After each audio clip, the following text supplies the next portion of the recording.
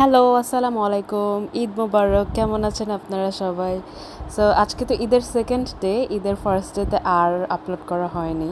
তো ঈদের ফার্স্ট ডের একটু ছোট্ট একটা টুকিটাকি ব্লগ ভাবলাম শেয়ার করি আপনাদের সাথে। সো আমরা ঈদের একদম চাঁদ রাত আগে পর্যন্ত লাস্ট মোমেন্ট পর্যন্ত আমাদের টুকিটাকি কিছু শপিং বাকি ছিল। সো আমরা ওগুলা করেছিলাম। সো এই তো টুকিটাকি শপিংয়ের মধ্যে কি করলাম চলেন আপনাদেরকে অল্প একটু দেখাই। ওইভাবে ভিডিও করতে পারিনি বিকজ অনেক বেশি ক্রাউডেড ছিল আল্লাহ। মানে আমাদের এরিয়ার দিকে তো ধরেন আনারকলি মার্কেট আমাদের একটু কিছু হালকা পাতলা শপিং বাকি ছিল। সো আমরা ভাবলাম রাতে করে আসি, খালি থাকবে ইফতারের পর। ও মা, মানে এত ভিড়, মানে এত মানুষ, মানে পুরা মানে অক্সিজেনের পাওয়ার মতো অবস্থা ছিল না, এমন অবস্থা ছিল আল্লাহ। যাই হোক, সো আমাদের এইগুলো ড্রেসগুলো আগেই আমরা কিনে ফেলেছিলাম, আপনাদেরকে আরেকটা ভিডিওতে দেখাবো। আর এই তো সো আমরা মার্কেটে গিয়ে নানুর শাড়ি কেনা বাকি ছিল। সো নানু শাড়ি কিনেছিল আর জুতা কিনেছে। জুতার মধ্যে নানু শু কিনতে পছন্দ করে, সো শু কিনেছিল। আরও টুকিটাকি কিছু শপিং করেছে, ওটা একবারে পরে আপনাদের ভিডিওতে দেখাবো। আর এই তো আমাদের শপিং করতে করতে 1টা বেজে গেছে। মানে কি অবস্থা দেখেন, রাস্তা পুরা খালি, সব দোকানপাটও বন্ধ হয়ে গেছিলো। তো আমরা তো রিক্সা নিয়ে বাসায় চলে গিয়েছিলাম। এখানে প্রায় 1টা বেজে গেছে, এরকম হয়ে গেছে। যাই হোক, ঢাকা তো পুরা ফাঁকা হয়ে গেছে, একদম খালি রাস্তা। তো ঈদের আগের রাতেই আমরা অ্যাকচুয়ালি গরুর মাংসটা রান্না করে রেখেছিলাম। সো এখানে এই যে গরুর মাংস দেখেন, সব মশলাপাতি দিয়ে দিয়েছে। এখানে নর্মালি আমরা জাস্ট মাখিয়ে গরুর মাংসটা বসিয়ে দিয়েছি, কষাই নাই। মাখানোটাও মজা লাগে। এই যে এখানে কি বলে, জিরা গুঁড়া, মরিচ গুঁড়া, আদা, রসুন, দালচিনি, এলাচ, তেজপাতা, লবণ টবণ পরিমাণ মতো সবই দেওয়া হয়েছে, পেঁয়াজ টেয়াজ। সো এটা জাস্ট মশলাগুলো দিয়ে মাখিয়ে এখন এটা চুলায় বসিয়ে দিবে। আর চাচ্ছিলাম গরুর মাংসটা অনেক ঝাল হোক, সো ওই যে আম্মু পরে দিয়ে ওপর দিয়ে অনেক মরিচ বাটা দিয়ে পরে বসিয়ে দিয়েছে। আর পরে দিয়ে ওটা অনেক রাত হয়ে গিয়েছিলো, 2টা 2:30টা। আমি কিছু সেমাই বানিয়ে রেখেছিলাম, এই যে নবাবি সেমাই।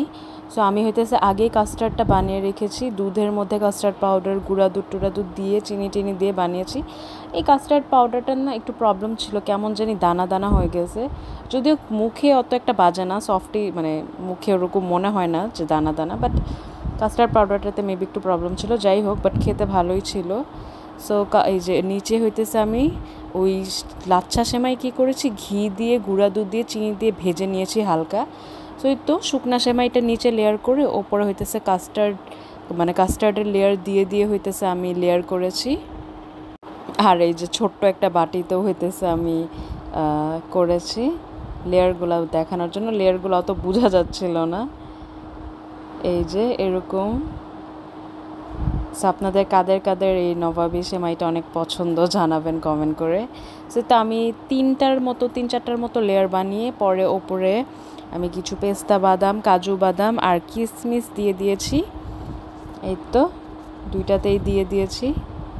সো এটা মেইনলি আমি সবসময় আগের রাতেই বানিয়ে রাখি, কজ মানে ঈদের সকালে আসলে এত কিছু করা অবভিয়াসলি মানে সম্ভব না। আর আগের রাতে বানিয়ে রাখলেও এটা ফ্লেভারটা আরও ভালো হয়, সেমাইগুলো একটু নরম হয়। সো আর এই তো আচ্ছা, এই গরুর মাংসটা এই যে ভালো মতো মাখানো হয়ে গিয়েছে, মাখিয়ে বসিয়ে দিয়েছে। আর আম্মু চিকেন কোরমা বানিয়েছিল, এটা আমাদের বাসায় সবাই অনেক মানে ফেভারেট। তো এটা মেইনলি সব মশলা টশলা দিয়ে, আদা রসুন পেঁয়াজ, তারপর অনেক ঘন করে জাল দিয়ে, দুধ দিয়ে, ঘি দিয়ে মাখিয়ে এটা এই যেভাবে বসিয়ে দেয়। তো এটার পর তো এরকম পুরাপুরি চিকেন রান্না হওয়া পর্যন্ত এটা রান্না করতে হবে। এই যে এখন এই চিকেন কোরমাটা প্রায় রান্না হয়ে গিয়েছিল। এর ওপরে যে পেঁয়াজ বেরেস্তা দিয়ে দিচ্ছিল। এটা খেতে এত বেশি মজা হয়েছে, আপনাদের কি আর বলবো। এই কোরমাটার মেইনলি দুধটা যত ঘন হবে তত বেশি খেতে আরও টেস্টি হবে। সো পোলাও দিয়ে খেতে তো এটা বেস্ট লাগে, অ্যাকচুয়ালি ভাত দিয়েও খাই আমি মাঝে মাঝে। তো এই তো চিকেনটা রেডি। তারপর কিছু পেঁয়াজ বেরেস্তা এই পোলাওর মধ্যেও আম্মু দিয়ে দিল। এই তো পোলাও আর কোরমাটা মেইনলি ঈদের দিনই করা হয়েছিল। সো এইগুলো দুপুরেই করে ফেলা হয়েছিল।